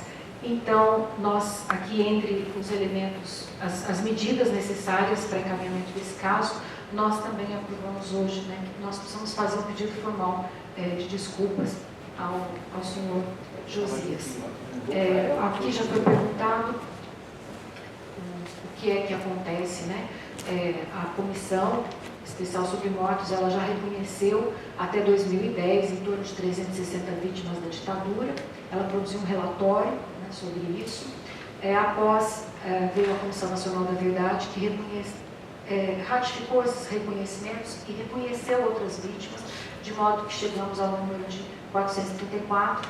E o próprio relatório da Comissão Nacional da Verdade diz que esses trabalhos têm que ter sequência, porque o que foi feito ali foi quase apenas uma sistematização daquilo que já tinha sido apurado por pouco tempo que a comissão teve para atuar. E nesse sentido, então, nós continuamos pela Comissão Especial sobre Mortes, também é citado o nosso trabalho no relatório da CNV, e nós estamos também, então, nós temos que apresentar, né, um relatório atualizado também da Comissão Especial sobre Mortos e Desaparecidos. Então, essa declaração, né, vai fazer com que o nome do presidente Juscelino Kubitschek seja inscrito, né, nesse rol de vítimas, vai possibilitar a correção de assento de óbito e vai, então, constar, né, do Memórias Reveladas e de outros espaços onde a gente tiver que arquivar, né, os nossos reconhecimentos. Não sei se a deputada Natália quer fazer alguma consideração e aí a gente abre para perguntas. Obrigada pela atenção de vocês. Além de parabenizar a relatora e o brilhante trabalho que ela fez, eu queria deixar registrado o papel fundamental da sociedade civil e dos movimentos por memória e verdade em não só todo esse processo, mas, na verdade, em praticamente tudo o que foi construído para a defesa e proteção desse direito. E foi essa persistência em insistir sempre em mostrar os erros, as fraudes, os elementos que estavam ali apontados e que a relatora, a doutora Cecília, tão bem apresentou, foi isso que tornou possível que esse relatório tenha sido elaborado. O próprio requerimento, né, nesse caso, veio da sociedade civil e, de fato, foi um caso que atingiu o país de forma difusa. Né? Uma das recomendações também, uma das sugestões também que foi aprovada para constar em relatório, dentro de vários órgãos que vão ser oficiados para tomar ciência, mas o próprio MEC, né, o Ministério da Educação, porque isso também tem repercussões em material pedagógico, né, em currículos, em livros didáticos, e registrar a importância desse momento mesmo, né, algo histórico que permite ao povo brasileiro conhecer um pouco mais sobre a sua história. E essas medidas são fundamentais para a não repetição. Aqui nós estamos tratando da tentativa do assassinato de um ex-presidente da República. Mas vamos, né, às perguntas que a gente comenta mais hoje. Eu acabei esquecendo de fazer outros dois agradecimentos, né? Um é aos representantes, né? Aqui representado pelo jornalista Edu Patar, Gilberto Natalini, e também ao Neumar Miranda, que se empenhou tanto, né, para que esse caso, né, fosse reapresentado. Também precisamos agradecer ao Procurador da República, Paulo Sérgio Ferreira, que era procurador em Resende, e que ele foi o responsável pela compilação, né, da grande maioria aqui dessas provas entre os anos de 2015 e 2020. Bem, então, vamos passar as perguntas. A Suzane está com o microfone aqui, e então, quem desejar pode fazer sinal para ela. Aí o pessoal que fala seu nome antes, por favor. Depois Rogério Sotile. Meu nome é Adriano Diogo, queria fazer uma pergunta. No governo Geisel, dos irmãos Geisel, né, porque eles agiam juntos, o João Batista Figueiredo era o chefe do SNI. E ele começou a organizar, através da Escola da Contra-Insurgência de Manaus, a Operação Condor. Ele trouxe até aquele general francês da Guerra da Argélia, o Jean-Paul Sarrez. Por lá passaram Contreiras, todos esses militares envolvidos na Condor. E agora aparece com várias provas, o papel do João Batista Figueiredo. Né? Eu acho que quer dizer, até o golpe do Chile em 73 já teve esse urdimento, daí espalhou Boia Condor, toda essa coisa. Eu queria perguntar, sinceramente, né, agora que as coisas estão ficando muito claras, muito tempo depois, porque sempre passou para a história do Brasil o papel dos irmãos Geisel, como aqueles que fizeram a abertura lenta, gradual, e depois o João Batista Figueiredo, que teria feito essa transição. Mas o João Batista Figueiredo era o pai dos kits pretos, né? Agora que o Brasil está conhecendo o que são os paraquedistas, os kits pretos, essa escola, que começa no Rio de Janeiro, vai para Goiânia e vai para Manaus, a escola da Contra-Insurgência de Manaus, ela continua intacta. O que é a escola da Contra-Insurgência de Manaus? É aquela escola que forma aqueles paraquedistas que intervêm no mundo todo, como mercenários, provocando golpes de Estado e tal. Então, eu queria ver se, ao longo dessa investigação, parabéns, maravilhoso trabalho, qual é o papel desse senhor João Batista Figueiredo, que já, imagino agora até o neto dele está lá nos Estados Unidos, provocando todos esses sabores para o povo brasileiro. Qual é o papel desse senhor? Por que ainda não foi colocada a devida luz em toda a trajetória de João Batista Figueiredo? Excelente. O Rogério também está escrito, vamos, e o Ivan também, então passar por essas 3 perguntas, aí a gente responde em bloco. Oi, eu sou Ivan Seixas, fui coordenador da Comissão Estadual da Verdade, o presidente Adriano Diogo acabou de falar, e fui colega na Comissão Nacional da Verdade da Cecília Adão. Primeiro, Cecília, parabéns pelo trabalho magnífico, a altura que você é, e assim, de uma importância histórica muito grande. Eu queria só ressaltar que o João Paulo Gourmet, que é amigo do dono do hotel de onde sai o Juscelino para ser assassinado, ele é o mesmo da Operação Araçá. Ele é que intima o capitão Sérgio Miranda de Pilar, a cometer assassinato, inclusive de Juscelino Kubitschek.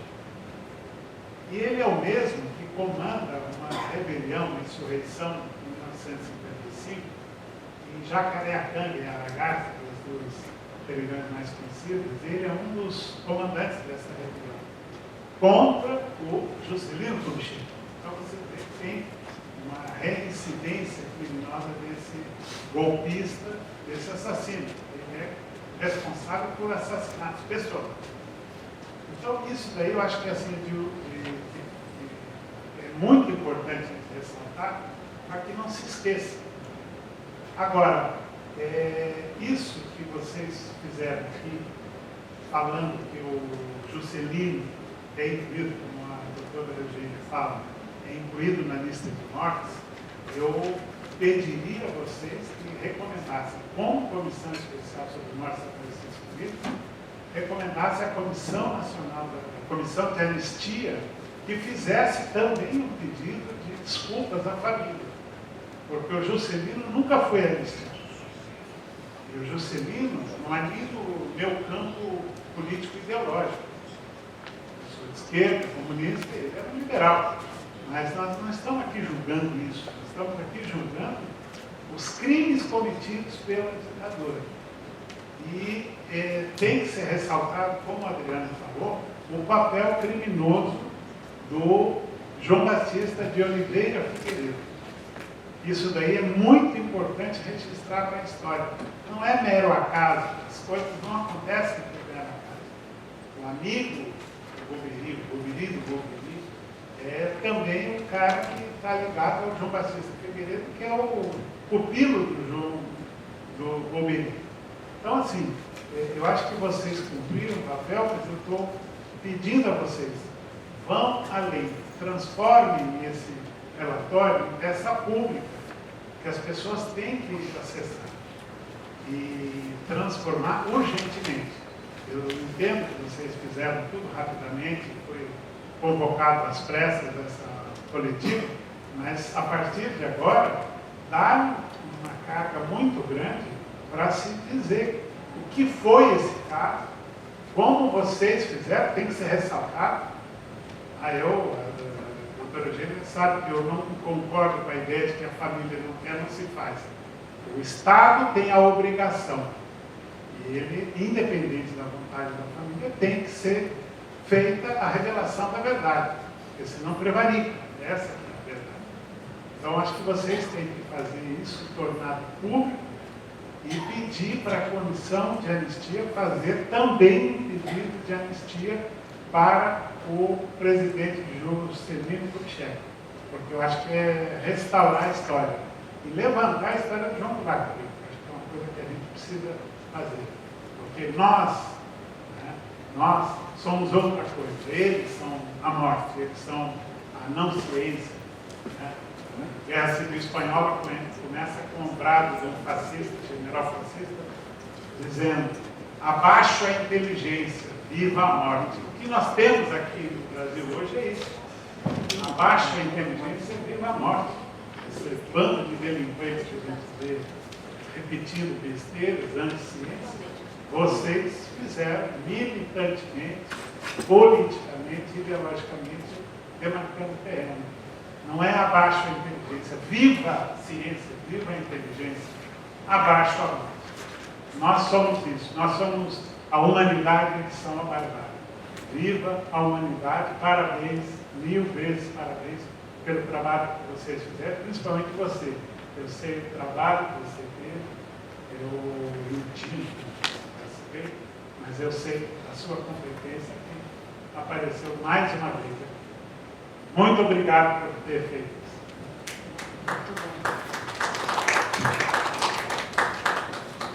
Bom, primeiro também eu queria agradecer muito e cumprimentar a Comissão de Mortos Desaparecidos aqui, nas pessoas, né, da Eugênia, presidente, da Natália, deputada Natália, e da relatora, que fez um trabalho brilhante. Parabéns mesmo, eu achei, né, muito bem organizado, muito bem estruturado e apresenta elementos, né, inquestionáveis sobre o que de fato aconteceu. E aí a minha pergunta, né, vai no sentido de, e agora? Né? Além das sugestões que surgiram, mas assim, existem várias iniciativas que podem ser tomadas, como peticionar o sistema OEA, a Comissão Interamericana de Direitos Humanos da OEA, né? A ratificação de documentos existe em todo o país sobre essa versão mentirosa que perdurou até agora, além de outras iniciativas também, né, do campo jurídico.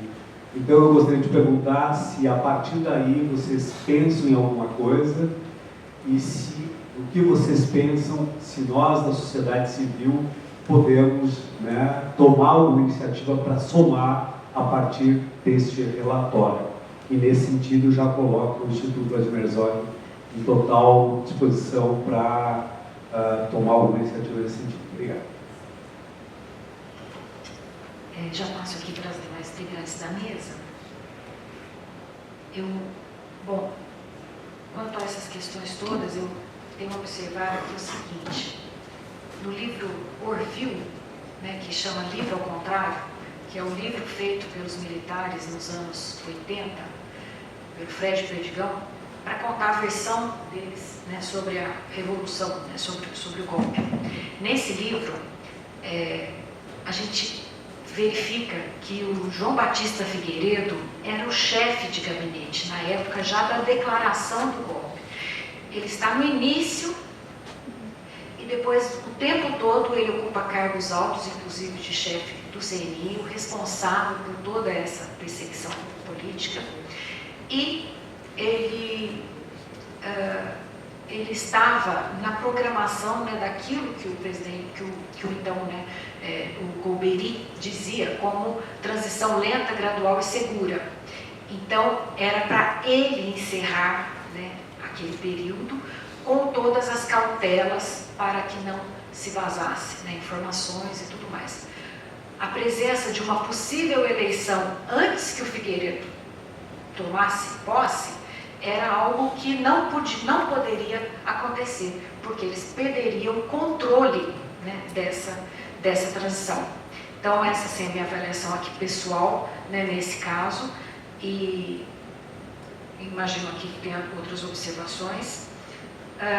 Bom, a pergunta aqui do Ivan, acho que conversa com o lado do Rogério Sotile, né, como, né, dar publicidade a esse relatório. Bem, em primeiro lugar, já está disponível na página da comissão o relatório e todo o conjunto documental pertinente ao caso. Nós já hoje, né, deliberamos por expedir ofícios a várias instâncias e agradecemos aqui a sugestão, né, do Instituto Vladimir Herzog e nos colocamos à disposição para tentar agora, né, pensar próximos passos de divulgação desse relatório. Dia 22 de agosto é aniversário, né, dessa morte, então a gente pode organizar, né, até lá mais alguma medida em conjunto. Não sei se a Natália quer passar para a Cecília. Só acrescentar que a conselheira Diva Santana está em contato com o presidente da Comissão de Direitos Humanos da Câmara dos Deputados. Então está sendo pensado no momento, né, não está em definição se é uma sessão solene, se é uma audiência pública relativa a essa decisão na Câmara dos Deputados. E não era isso, era só pensar nessa pergunta. Agradecer a disposição do Instituto. Acho que tem muitas ações a serem pensadas. O voto o conjunto dos votos na ata já indica, mas posteriormente isso deve ser ainda mais esmiuçado até chegar, por exemplo, à publicação, né, à impressão de todo esse conteúdo para que fique com a máxima transparência e publicidade. Eu acabei não falando antes, mas eu gostaria de reiterar para vocês, porque quando eu converso com juristas, eles dizem, mas não há provas de que o motorista Geraldo estivesse sedado, né? E isso é muito interessante a gente falar, né, sobre isso. Não sei se vocês iriam ter interesse, mas a única explicação, se não houve a batida com ônibus, né, a única explicação, ou ele teve um mal súbito, ou ele estava sedado. E o carro, né, talvez sem condições, porque há depoimento do motorista do caminhão atrás que ele estaria desmaiado, né? Isso é muito importante, E, então, se ele sofreu um mal súbito, as autoridades daquele momento poderiam comprovar facilmente, e não fizeram isso. Ao contrário, atuaram para a destruição deliberada de provas. E a responsabilidade de tudo isso é do Estado brasileiro, né? Nós temos aqui um ex-presidente da República à mercê de conspirações e da destruição proposital de provas. Essa destruição de provas pelo próprio Estado não pode isentar os seus agentes. Até hoje, ela veio isentando os agentes. Isso precisa mudar. Mas deve operar em favor das vítimas cuja perseguição política era notória. Há quem diga, né, ainda sobre a necessidade de exumação do corpo do motorista para se procurar vestígios, né? Esse tipo de substância não deixa vestígios depois, né, de muito tempo. E diante desse cenário absurdo desse acidente, né, não é a comissão quem tem que provar que havia uma substância no corpo do motorista. Não é a comissão, mas sim as autoridades da época que deveriam ter atuado com total transparência e técnica para que ficasse afastada a hipótese de morte não natural. Mas eles fizeram exatamente o contrário disso. Então, por isso que a gente afirma que essa responsabilidade é do Estado brasileiro. Primeiramente, agradeço, né, os elogios ao relatório. Reitero que esse não é um trabalho só meu, né, é um trabalho dessa envergadura, só pode ser produzido de maneira coletiva, e eu tive a grande sorte de contar com pesquisadores muito empenhados, muito capacitados, que junto, né, a gente compusemos uma equipe que pôde levar a conclusão dessa investigação a cabo, né. Eu acho que é importante dizer, né, já acho que vou tentar responder aqui para todo mundo junto, né, que a verdade ela é uma luz que brilha no alto do monte, e ela não pode ser escondida. Então, diante disso, quando nós realizamos uma investigação dessa envergadura, a gente, primeiro, sabe que do impacto, né, da declaração que estamos fazendo aqui, pensamos nos desdobramentos disso, né, de que versões, versões dos livros escolares, as versões do que a história conta sobre esse assunto será alterável, e que isso dá cabo para uma avalanche de outras alterações. Né? Então, acredito que nos próximos dias, nas próximas semanas, nos próximos meses, nós presenciaremos esse momento da história, né? E poderemos tomar parte dele a partir das nossas atribuições, né, e da contribuição da sociedade civil, que é extremamente importante, como já disse a deputada Natália. Então, o momento que a gente vive é de fato um momento histórico, né? Trazer à sociedade essa conclusão, ela traz justiça às pessoas envolvidas, à família, né? O senhor Josias Nunes de Oliveira, que foi criminosamente acusado, que infelizmente, embora ele tenha sido inocentado ainda em 78, né? Ele carregou a narrativa histórica, o manteve como culpado até hoje. Então, hoje nós temos a possibilidade de trazer a verdade histórica para essa narrativa, então mudar essa narrativa. Então, é uma justiça que se faz a uma das vítimas, né, diretas dessa conspiração. Recentemente nós fomos lembrados de que o que acontece a um acontece a todos. Então, se a gente traz justiça e reparação à família, às famílias que podem ter acesso à verdade, né, dos fatos, ao motorista que foi da aviação Cometa, o Sr. Josias, que mais uma vez tem a sua inocência reiterada, né? Então, se acontece e não acontece a todos, nós também, enquanto sociedade, temos agora acesso à verdade, à justiça, né, ao movimento de justiça, né, e à reparação. Né? Então, o que a gente faz aqui também é um movimento de reparação. Claro que essas medidas de busca da verdade, de busca de justiça, de construção de memória, de busca de reparação, devem ser ampliadas. Nós estamos dando o primeiro passo. A gente destacou a luz que fica em cima do monte. Agora, cabe a nós, como sociedade, segui-la. Só vou verificar. Estão encerradas as perguntas? Tem mais duas? Pode ser no final dessa rodada? Tá. Então, passar para as outras duas perguntas e aí a gente já responde em bloco e dá por encerrada a entrevista. Tudo bem? Aí a coletiva. Sem prejuízo de depois a Cecília e aqui a gente atender alguns pedidos individuais. Oi, boa tarde, sou Sérgio, jornalista. Queria fazer um acréscimo e uma pergunta. Em junho de 76 também morreu o presidente boliviano, JJ Torres. O Almir Afonso, inclusive, esteve com ele algumas horas antes. Ou seja, junho, aí agosto, o JK, setembro, o Letelier, em dezembro, o Jango, e meses depois, o Carlos Lacerda. Né? E o SNI sabia que o Jango viria para o Brasil em dezembro. Isso está em relatório, né? E aí, coincidentemente, ele morre. E o Lacerda morreu numa clínica, né, repentinamente, como também morreu Neruda, o Frei Montalva, presidente chileno, né, que é suspeito de veneno envolvido, e um outro general que me foge o nome agora. Eu fiz uma reportagem sobre isso, sobre toxinas foram enviadas lá para o Butantan, inclusive com a ajuda do Adriano Diogo, aqui, a partir de uma conversa que a gente teve. Né? E o Frei Montalva morreu no mesmo andar, na mesma clínica que o Neruda morreu. Né? E o Lacerda também. Então, há essas semelhanças. Né?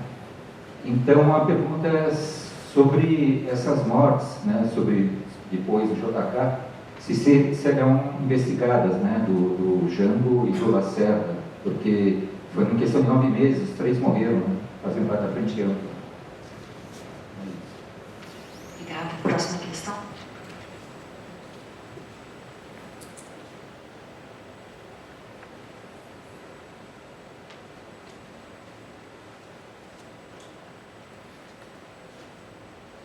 Pessoal, parabéns pelo trabalho. Eu sou André Souza, do jornal Correio da Manhã. E a minha dúvida é que a doutora citou que foram 434 mortos, né, até agora do trabalho levantado. Se tem algum levantamento de quais foram as causas dessas mortes, se existe uma estatística sobre isso, se foram torturados, se foram mais acidentes, e também se existe um levantamento de quantas outras mortes também são suspeitas de terem sido mortas por motivação política. Agora, Adriano Diogo. Sim. Doutora Eugênia Gonzaga, demais companheiros, existe uma interpretação decorrente da aprovação da lei da anistia que todos os crimes que foram cometidos na ditadura até 79 não são passíveis de investigação por causa daquela interpretação dos crimes conexos. Porém, João Batista Figueiredo, com o general Newton Cruz, eles são diretamente responsáveis pelo atentado ao Rio Centro. E aquele que felizmente abortou com todas aquelas condições. Por que João Batista e o general Newton Cruz continuam protegidos por essa interpretação do Rio Centro? Para concluir, a Escola da Contra-Insurgência de Manaus, doutora Eugênia Gonzaga, ela continua intacta. O general Heleno, quando comandante militar da Amazônia, ele era a pessoa que dava a orientação da Escola da Contra-Insurgência. Agora apareceu esse fenômeno dos kids pretos, dos paraquedistas, e as pessoas acham que é um fenômeno novo, apareceu agora.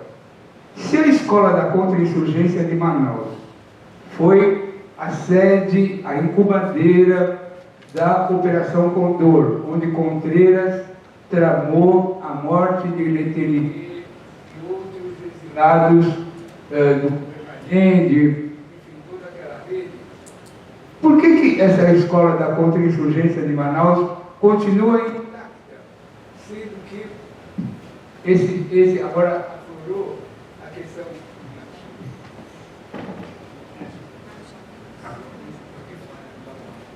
Posso falar assim? E aflorou a questão dessa tentativa de golpe totalmente organizada pelos paraquedistas. E, para concluir, havia aquela polêmica daquele procurador, a Brita, que ele era contrário à abertura do caso. Até a senhora se posicionou que havia um procurador, acho que era um procurador militar da comissão, que era contrário à abertura do caso JK, alegando que os familiares que tinham que ter, não sei, que tinham que ter iniciativa caso a família não fosse a maior interessada, a proponente, o caso não podia avançar. A senhora podia esclarecer também isso, por favor, doutora? Muito obrigado. Bom, vou tentar responder aqui em bloco, e se vocês quiserem complementar, né? Bem, quanto às outras mortes, já há uma representação sobre o caso João Goulart, que está distribuído para o procurador Ivan Garcia Marques. Nós estamos recebendo outras representações, sem prejuízo da comissão poder agir de ofício, mas é preciso que as pessoas tragam, né? Esse caso, como vocês viram, havia já um festival de provas, né? O que aconteceu aqui foi uma compilação. Nada impede, né, que todos esses casos sejam devidamente analisados e profundamente, todos a seu tempo. Aqui, quanto à questão das vítimas, né, as 434, a grande maioria morta em tortura, a grande maioria de presos, pessoas presas, e torturas que a gente não consegue nem imaginar. Agora, com a entrega das retificações de óbito, as pessoas vêm falando, né, sobre isso, e quando a gente pensa que já ouviu tudo, a gente ainda ouve coisas muito absurdas. Mas esse número é no Brasil é pequeno comparado com outros países. Por quê? Lembra da transição lenta, gradual e segura? A lei de 95 foi gestada em concordância com os militares e exigiram que, para fazer esse reconhecimento, era só em relação às pessoas que tinham militância política. Então, por exemplo, o indígena, que não tinha uma militância política, ele estava de fora, né, dessa lei. Aos poucos, esse critério ele foi sendo ampliado, né? A lei de 2002 da Comissão de Anistia já fala em pessoas atingidas, já não usa mais esse critério da militância, e a Comissão Nacional da Verdade também amplia bastante esse universo, tanto é que a gente chega ao reconhecimento do caso Zuzu Ângelo. Sim, sim.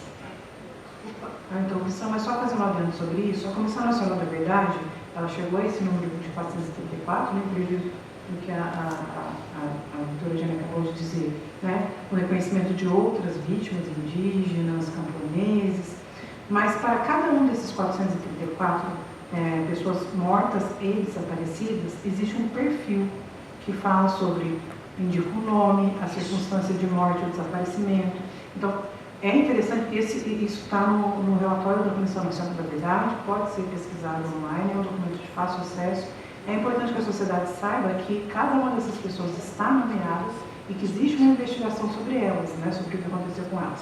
Então, todas elas foram vítimas de graves violações de direitos humanos. Então, seja sequestro, torturas, desaparecimento forçado, né? Então, isso está compilado e registrado lá. Bem lembrado.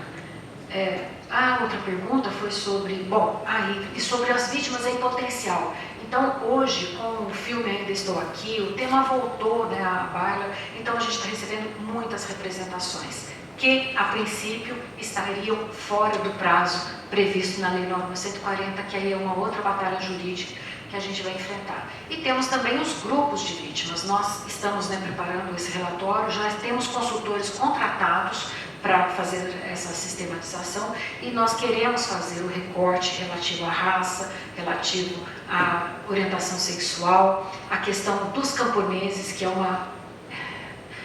um absurdo essas pessoas ainda não terem, né, sido reconhecidas, a gente precisa mudar isso. Pessoas negras, só por isso, né, pessoas indígenas. Então, esse universo do Brasil, ele passa dos milhares de vítimas. E aí eu chego também, foi perguntado sobre o general Figueiredo, o general Milton Cruz. Algumas dessas pessoas chegaram a ser réus nas ações do Ministério Público Federal.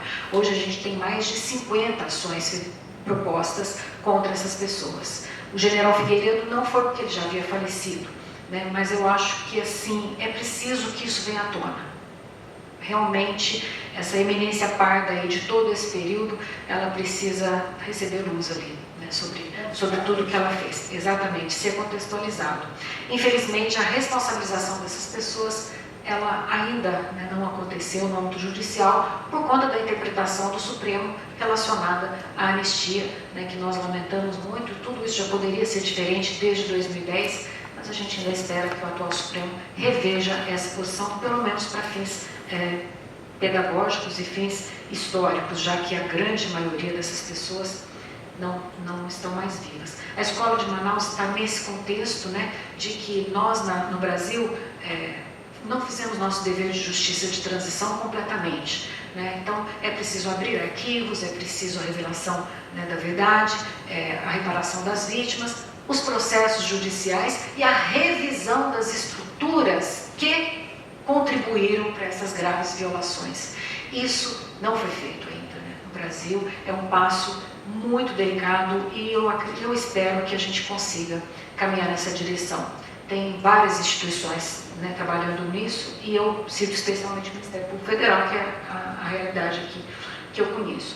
Quanto à questão jurídica sobre poder ou não, né, fazer os reconhecimentos, o conselheiro anterior, Rafael Abrita, ele chegou a entrar em consenso conosco de que poderia sim ser feitos reconhecimentos para fins históricos e não para fins de pagamento de indenização. Então, a interpretação literal da Lei 9.140 diz que a família teria que ter requerido lá no passado, o pagamento da indenização. E se ela não requereu, a comissão hoje não pode fazer um reconhecimento que gere despesa financeira para o Estado brasileiro. Então, a gente não poderia fazer esse pagamento administrativo da indenização, que hoje está em aproximadamente R$130 mil, né? Valor que ainda não foi atualizado. Então, acho que assim, essa indenização pecuniária é o de menos, né? Isso pode ser percebido depois pelas pessoas em outros âmbitos, mas a comissão precisa, né, atuar na busca da verdade das declarações. Então, era essa a questão. O Dr. Rafael, ele acabou pedindo desligamento da comissão em razão de estudos, e já houve a nomeação de outro representante do Ministério da Defesa, o Dr. Bruno Correia, que esteve conosco hoje na reunião, e ele se absteve da votação. Por quê? Porque ele foi nomeado agora 20 de maio. Como vocês viram, são muitos documentos, e a gente vem discutindo esse caso há muitos meses, né? Nós não chegamos hoje, né, na reunião, então fazia completo sentido, né? E ele também elogiou muito o trabalho que foi realizado. Bem, Natália, quer complementar? Vocês? Em relação ao perfil das vítimas, queria acrescentar que existe um estudo, uma sistematização do Observatório Nacional de Direitos Humanos, está disponível no site do Ministério de Direitos Humanos, que pegou todas essas informações sobre a lista que é oficialmente reconhecida de mortos e desaparecidos e traçou um perfil, né, com algumas informações importantes, como, por exemplo, que 55% dessas pessoas da lista oficial que foram assassinadas tinham entre 18 e 29 anos. Mais de 30% deles eram estudantes. Enfim, tem muitas informações muito interessantes a partir desse perfil que é traçado das vítimas. E eu queria também acrescentar que tem um debate jurídico a ser desenvolvido, a seguir em curso sobre os assuntos que se referem à memória e verdade, né, como um todo.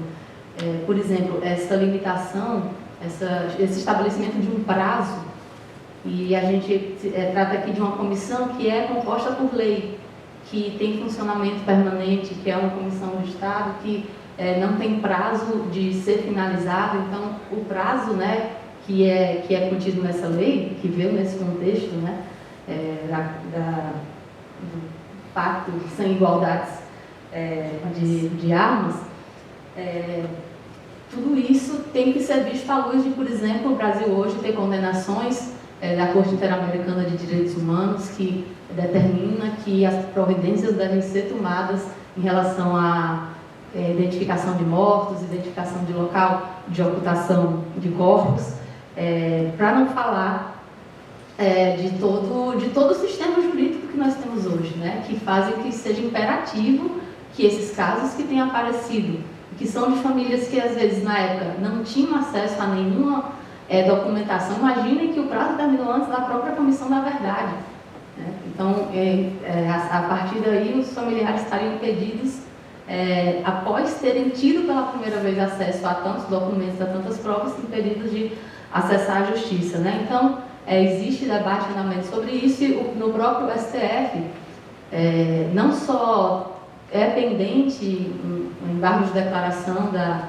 ADPF, que anos atrás acabou dando a interpretação à lei da anistia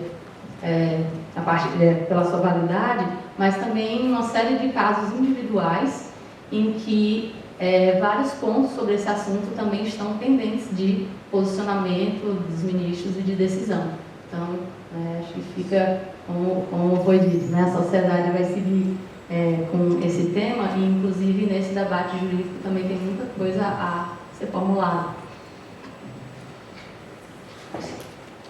Só fazendo também uma ressalva ainda sobre essa questão do perfil das vítimas, quando a gente conclui uma investigação, né, em relação ao ex-presidente Juscelino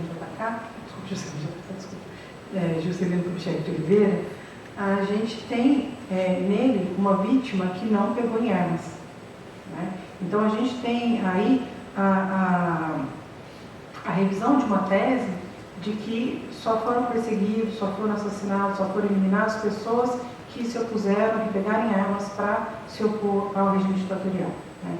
Então, a partir dessa conclusão, a gente vê que isso não é verdade, né? Ele era um político, como foi dito aqui, né, vinculado à direita, era um político liberal que trabalhava pela volta da democracia e que foi visto como uma ameaça e foi assassinado.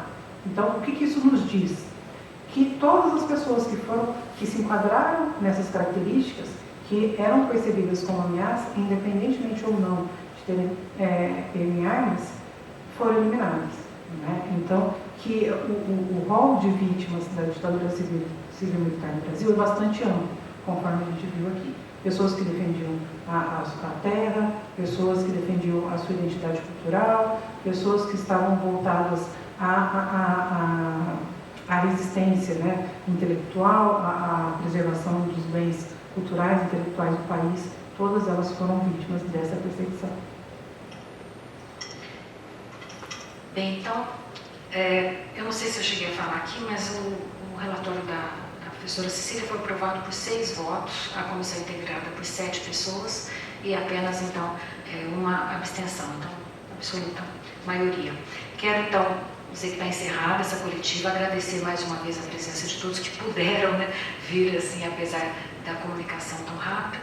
Agradecer especialmente aqui a equipe, né, do Theo, da Suzane, ai, meu Deus, do nossa informática, do falo Wesley. todo dia, Wesley, falo todo dia. E a minha equipe aqui do meu gabinete, aqui na pessoa do Jean, a equipe daqui da coordenadoria, da Coordenação Geral da Verdade, Eduardo e Elaine aqui presentes, e dizer que então estamos encerrando hoje essa coletiva. Muito obrigada.